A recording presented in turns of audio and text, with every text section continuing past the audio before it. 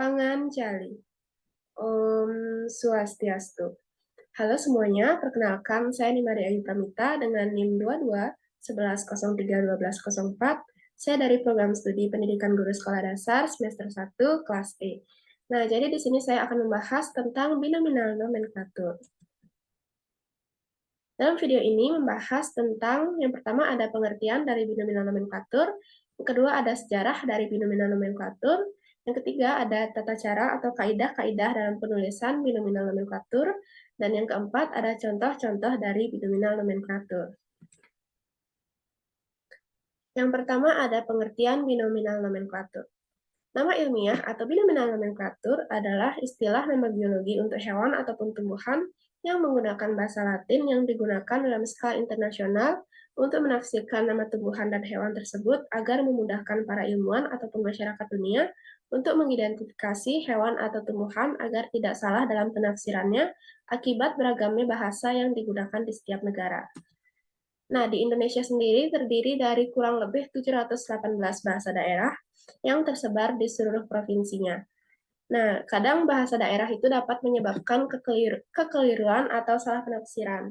Contohnya kayak di Jawa Timur sama Jawa Barat, gedang itu memiliki arti yang berbeda karena perbedaan bahasa daerah tersebut. Nah, di Jawa Timur, gedang itu pisang. Nah, kalau di Jawa Barat, gedang itu pepaya. Misal ilmuwan A sama ilmuwan B mau neliti gedang gitu misalnya, mau neliti pisang. Habis itu ilmuwan A bilang, besok kamu buat gedang ya, kita mau neliti gedang gitu. Tapi besoknya mereka uh, salah salah kaprah kayak yang ilmuwan B yang dari Jawa Barat ngira gedang itu pepaya. Padahal di daerahnya dia itu gedang itu pepaya, tapi maksud ilmuwan A itu gedang itu pisang.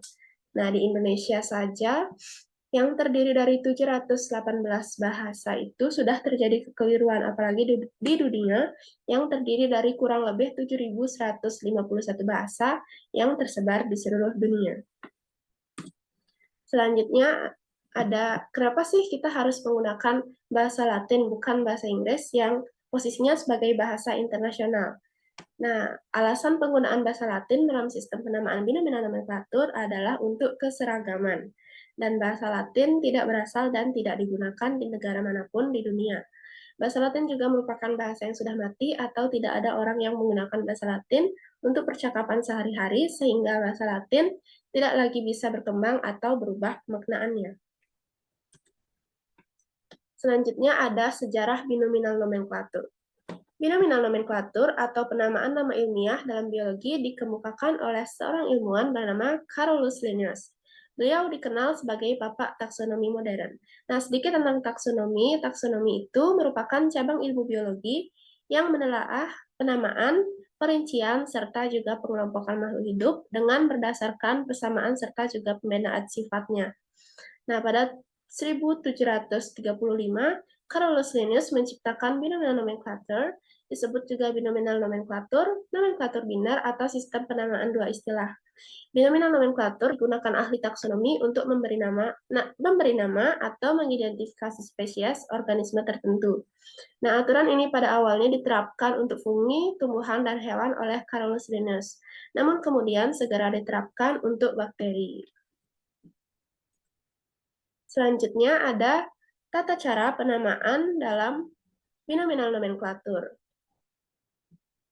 Yang pertama itu ada untuk nama ilmiah digunakan dengan bahasa Latin atau bahasa lain yang dilatinkan. Seperti yang sudah dibahas tadi, tidak menggunakan bahasa internasional atau bahasa Inggris maupun bahasa daerah. Nah, yang kedua ada dalam nama ilmiah terdiri dari dua kata. Kata pertama berisi nama genus dan kata kedua berisi nama spesies. Nah, contohnya kayak Oryza sativa. Oryza sativa itu padi Oryza ini nama genusnya dan sativa merupakan nama spesies. Yang ketiga, setiap organisme memiliki nama tertentu dan tidak ada dua organisme atau lebih yang mempunyai nama spesies yang sama atau hampir sama. Contohnya itu ada Panthera leo dan Panthera trigis. Panthera leo itu merupakan singa dan Panthera trigis itu merupakan harimau. Panthera-nya boleh sama, namun Tigris dan Leo itu tidak boleh sama. Yang keempat, awalan nama genus menggunakan huruf kapital dan awalan nama spesies tidak menggunakan huruf kapital. Ini contohnya ada Oryza sativa. Oryza ini merupakan nama genus, maka kata depannya menggunakan huruf kapital, dan sativa merupakan nama spesies, maka huruf awal dari sativa tidak menggunakan huruf kapital. Selanjutnya, nama penemu boleh dicantumkan di belakang nama spesies dengan aturan nama harus disingkat dan awalan huruf kapital. Nah, contohnya itu ada Oryza sativa L. L ini merupakan Linus atau Carolus Linus yang merupakan penemu atau pencetus dari Oryza sativa. Nah, yang keenam ada penulisan nama spesies harus diawali menggunakan huruf miring, cetak tebal, ataupun digarisbawahi dengan ketentuan garis dari kata pertama dan kedua itu terpisah apabila menggunakan tulisan tangan. Nah, ini Oryza sativa ini menggunakan huruf miring atau huruf italik. Ini cetak tebal menggunakan bold, dan ini garis bawah. Ini digunakan ketika penulisan nama ilmiah menggunakan tulisan tangan. Nah, dengan syarat garis dalam penamaan nama ilmiah ini terpisah Oryza dan sativa, tidak boleh nyambung seperti ini, harus dipisah.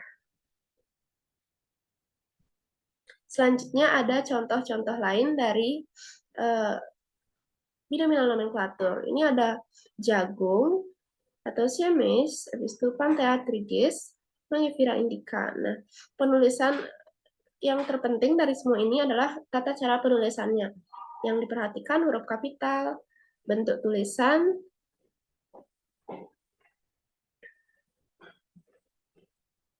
nah, itu saja pembahasan mengenai binominal nomenklatur dari saya. Saya ucapkan sekian dan terima kasih. Akhir kata, saya tutup dengan Paramasanti. Om Santi Santi Santi Om.